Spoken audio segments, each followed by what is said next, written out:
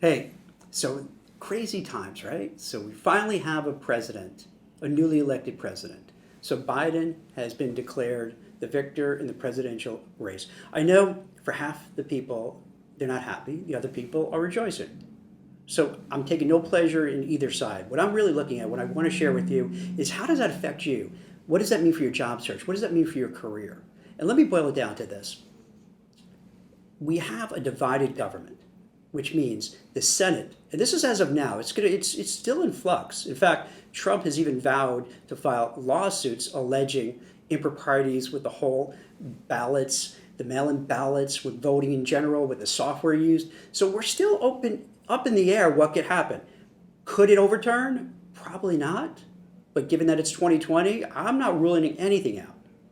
But as of now, we're sitting with Biden, who is president, a Democrat. We're sitting with a Congress that's moderately, a majority, a slim majority for the Democrats in the House. And it looks like the Senate is going to be Republican. Today, if you're watching the stock market, boom, up over 1,000 points on the Dow Jones. Pfizer announced that they have what could be a vaccine. There was no rioting in the streets. There was no protest, no civil unrest. So I think the combination of these things have really made people feel good. And again, please don't misinterpret this as a Trump-Biden thing. I'm just looking at how things are playing out and try to analyze it because it's important as it relates to your career.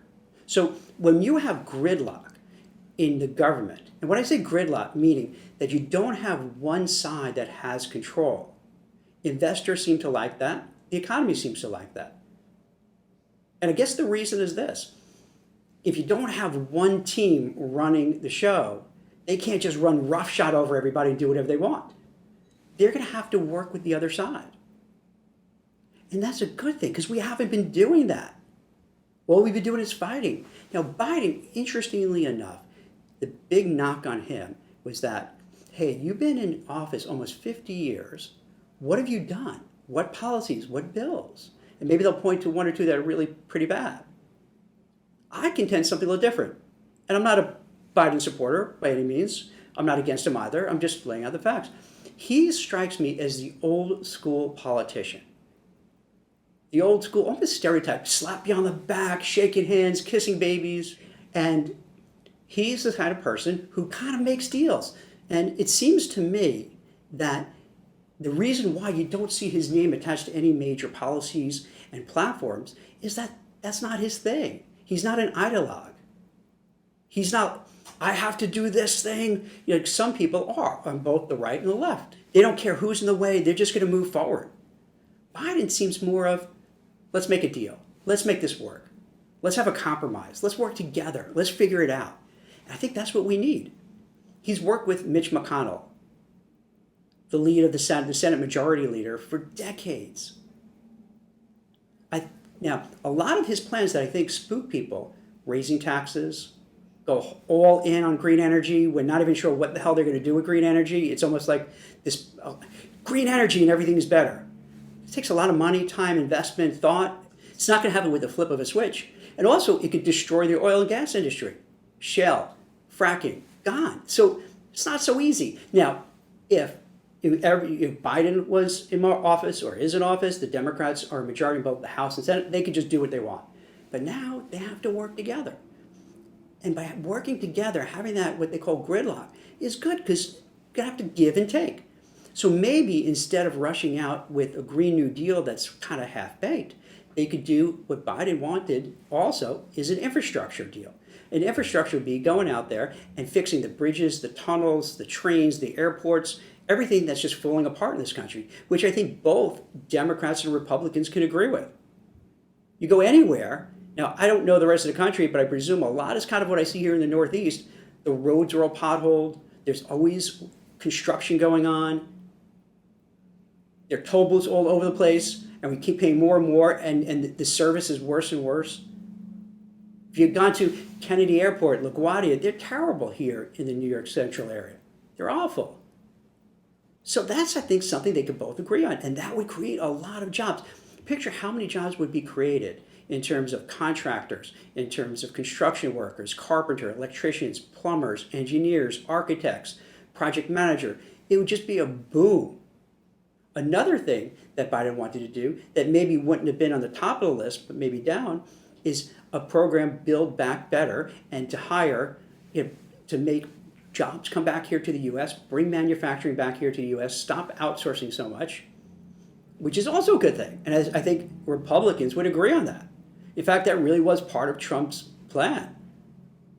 So what I'm saying is that what could have been problematic to people who, both Democrats and Republicans, worried, hey, are we going to just spend a fortune on a boondoggle of green energy just because it sounds good? Are we going to raise taxes like crazy to pay for it? But now there's going to be a give and take. So I think with this give and take, it can maybe usher in what used to happen in the past. It just wasn't always one way. It was a give, a little bit here, a little bit there, working together, try to come to some solutions. Maybe not everybody will be happy with the outcome, but at least we'll get stuff done. And as it relates to the economy and the job market, that could be the best thing ever. Because instead of just politics and yelling and screaming, everyone gets on the same side and say, okay, how do we get rid of COVID? How do we get a vaccine? And it looks like maybe we're close. Then once we get the vaccine, how do we get it out there? How do we make sure we're okay? How do we take the measures to keep everybody healthy? How do we keep building the economy? We've got back more than half the jobs we lost since the beginning of the pandemic. That's big. That's huge. The economy is running pretty soundly. The last job report in October was pretty good. So now I think if we have this coming together, where we all put everything, the baggage behind us, the fighting, the arguing, the hate behind us, and focus on eradicating coronavirus, doing things like an infrastructure program that will bring tons of jobs back, back online. It's important to take care of the environment, but maybe that could be kind of thoughtfully planned down the road without investing trillions of dollars right away, and use those trillions of dollars to help with manufacturing plants, factories back here in the U.S., which creates more jobs. And this is what Biden wants. And this actually is what Trump wants too. So it's really not that dissimilar. Trump at the beginning stages, he called for an infrastructure program, but never really came to fruition. So in a way, they kind of mirror each other. This goes back to politics when I was a kid, when people would joke, like, it doesn't really matter, Democrat, Republican, they're basically both doing the same things, and that's what they're doing. So I think for you as a job seeker, in between jobs, wanting a new job, this could usher in a new era, which could be positive. Now, I'm not a blind-eyed optimist and saying everything's going to be great, but I am saying I think if we have this gridlock, it pushes everybody in Washington to try to work something out instead of just fighting. And then once they could work together, they realize, hey, we could get stuff done. And if they get stuff done, that means the economy better, the job market will be better, the stock market will be better, the mood of the country will be better, and this self-fulfilling. You know how in 2020 it started off in a bad note and just spiraled downwards? Because that's the momentum. It was a downward momentum. If we start getting a positive momentum going up, who knows what will happen? So hopefully what happens, nothing crazy, because it's 2020, so anything can go on in the last couple of months. But if it doesn't, and we keep moving forward, I think we have an economy that's picking up, the job market picking up, and we can have less hate, less anger, less civil unrest. And with that out of the way, we could just focus on living our best lives, improving the lives of everybody, creating more jobs, creating more opportunities, creating more businesses, and things could be good. So hang in there. We're still in a weird market. We're still in this holding pattern because we have to know COVID's still there. We're heading to the holidays, which is historically slow. So it may not happen overnight, but give it time. I think we're heading in the right direction. I think it's going to be good for your job, good for your career, good for your future.